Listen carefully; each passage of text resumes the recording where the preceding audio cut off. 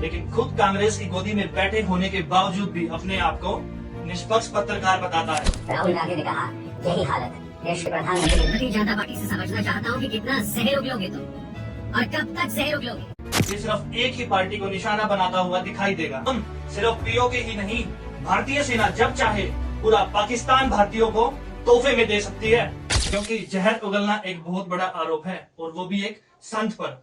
दोस्तों, हमारे देश के सैनिकों पर सवाल उठाने वाला पत्रकार जब एक संत के पास जाने पर असहमति जताता है तो हमें देखना चाहिए कि क्या वो सवाल संत पर उठा रहा है या हमारे देश के जवानों पर। जब हिंदुत्व पर एक तरफे सवाल उठाए जाते हैं तो ये सोचना जरूरी हो जाता है कि क्या ये पत्रकारिता निष्पक्ष है या सिर्फ एक तरफा एजेंडा है। दोस्तों, मैं बात कर रहा हूँ एक पार्टी के चमचे कहे जाने वाले पत्रकार के बारे में जिसका नाम है अभिशार शर्मा। ये सभी मीडिया के पत्रकारों को गोदी मीडिया से संबोधित करता है, लेकिन खुद कांग्रेस की गोदी में बैठे होने के बावजूद भी अपने आप को निष्पक्ष पत्रकार बताता है। आप इसकी कोई भी वीडियो उठाकर देख लो दोस्तों। राहुल गांधी ने कहा यही हालत देश के प्रधानमंत्री। भारतीय जनता पार्टी से समझना चाहता हूँ कि कितना सहयोग लोगे तुम और कब तक सहयोग लोगे। सबसे गंभीर हमला जिसमें राहुल गांधी ने कायर बताया। ये सिर्फ एक ही पार्टी को निशाना बनाता हुआ दिखाई देगा। आपको लगा होगा कि इसे देश की बड़ी चिंता है, पर ऐसा बिल्कुल नहीं है दोस्तों। ये बंदा बीजेपी से इतनी नफरत इसलिए करता है क्योंकि इसे सरकार के खिलाफ गलत टिप्पणी करने के चलते एबीपी न्यूज एंकर से रिजाइन करा दिया गया था, या फिर यूं कहें कि इसे जॉब से निकाल दिया गया था। ये कहना भी गलत नहीं होगा दोस्तों। आज मैं इसके एक वीडियो का जवाब देने आया हूँ दोस्तों, जिसमें कहा गया है कि हमारे देश के फौजी धीरेन्द्र शास्त्री के धाम क्यों गए, और उसको लेकर इसमें हमारे देश के फौजियों पर बहुत बड़े बड़े आरोप भी लगाए हैं दोस्तों। सबसे पहले मैं यही कहूंगा कि जितना देश का संविधान सर्वोपरि है उतना ही देश का सेना का सम्मान भी सर्वोपरि है। लेकिन दोस्तों, किसी एक वीडियो के आधार पर सेना को और किसी संत को बदनाम करना ये भी तो गलत है।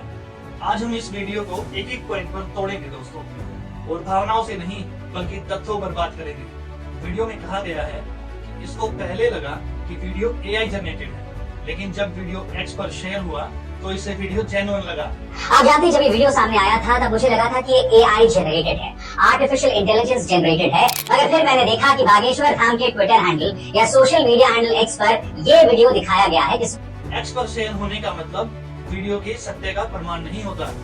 आजकल तो गलत क्लिप, एडिटेड वीडियो और पुराने क्लिप्स सब कुछ वायरल होता है। तो पहली बात, वीडियो असली हो सकता है, लेकिन इसका मतलब ये नहीं है कि सेना ने धीरेन्द्र शास्त्री को सरकारी तौर पर सलामी दी है।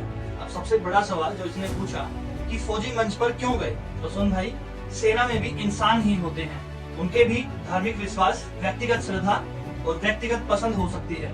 जो संविधान अभिशार शर्मा को कुछ भी बोलने की आजादी देता है, वही संविधान देश की सेना को भी व्यक्तिगत तौर पर देश में कहीं भी आने जाने की अनुमति देता है, क्योंकि सेना का मतलब ये नहीं होता कि वो इंसान ही नहीं होते। और याद रखिए, अगर किसी कार्यक्रम में सैनिक मौजूद हैं, तो जरूरी नहीं होता कि वो सेना का ऑफिशियल इवेंट ही हो। बहुत बार सैनिक छुट्टी पर भी होते हैं, या ऐसा भी हो सकता है कि किसी कार्यक्रम पर उनको सम्मान करने के लिए बुलाया गया हो, और ये बहुत नॉर्मल बात है। फिर ये आरोप लगाता है कि धीरेन्द्र शास्त्री फ्रॉड करता है, जहर उगलता है और संविधान का मजाक उड़ाता है। तो ठीक है, अगर ये सच है तो वीडियो में कोई सीधा प्रमाण क्यों नहीं दिखाया गया। जो व्यक्ति यानी धीरेन्द्र शास्त्री जहर उगलता है, आध्यात्म के नाम पर फ्रॉड करता है, बार बार हमारे संविधान का अपमान करता है, रिस्पॉन्सिबल एनालाइज में एक एक आरोप का प्रूफ भी देना पड़ता है शर्मा जी, क्योंकि जहर उगलना एक बहुत बड़ा आरोप है, और वो भी एक संत पर। फिर ये वीडियो में कहता है कि कुंभ में मरने वालों को मोक्ष प्राप्त होता है, ऐसा धीरेन्द्र शास्त्री जी का कहना है। देखो, मैं भी मानता हूँ कि ये लाइन गलत लग सकती है, लेकिन दोस्तों, धार्मिक भाषा में अक्सर बोला जाता है कि अगर गंगा में प्राण जाए तो मोक्ष, या ऐसा भी हो सकता है कि उनके परिवार को संतावना देने के लिए ऐसा बोला गया हो, ताकि परिवार वालों को दुख सहन करने की शक्ति मिल सके। लेकिन ये सोच गलत भी हो सकती है, और इसे संविधान विरोधी बनाकर पेश करना ये ओवर ड्रामेटाइजेशन लगता है। और दोस्तों, फिर ये वीडियो में बोलता है कि ये कितना दुख है कि जब सेना प्रमुख राम भद्राचार्य से मुलाकात करते हैं और गुरु दक्षिणा में पीओके की मांग करते हैं। ये बहुत दुखद है दोस्तों। हमारे सम्मानित सेना प्रमुख राम भद्राचार्य से मुलाकात कर रहे हैं, और फिर उस मुलाकात में वो कह रहे हैं कि आप गुरु दक्षिणा में मुझे पीओके देना। तो अभिशार शर्मा को बहुत दुख लगता है, क्योंकि इसे भी लगता है कि पीओके तो पाकिस्तान का है, उस पर भारत का कोई हक नहीं। तो सुन, सिर्फ पीओके ही नहीं, भारतीय सेना जब चाहे पूरा पाकिस्तान भारतीयों को तोहफे में दे सकती है। और फिर कहता है कि मैं प्रधानमंत्री की तरह नहीं हूँ जो हर किसी से अपना लिंक ढूंढ लेते हैं। अरे शर्मा, कौन सा नशा करके बैठा है भाई तू? कहाँ देश का प्रधानमंत्री और कहाँ तू एक चैनल से निकाला हुआ पत्रकार? कम से कम तुलना तो अपने जैसे के साथ कर लेता। तेरे बोलने से तू प्रधानमंत्री के लेवल का नहीं हो जाएगा। अब आते हैं दोस्तों सबसे वायरल पॉइंट पर। वीडियो में कहा गया है कि धीरेन्द्र शास्त्री फौजियों को इशारा करते हैं कि तुम बाहर चले जाओ, और ये 6 सेकंड का क्लिप दिखाता है।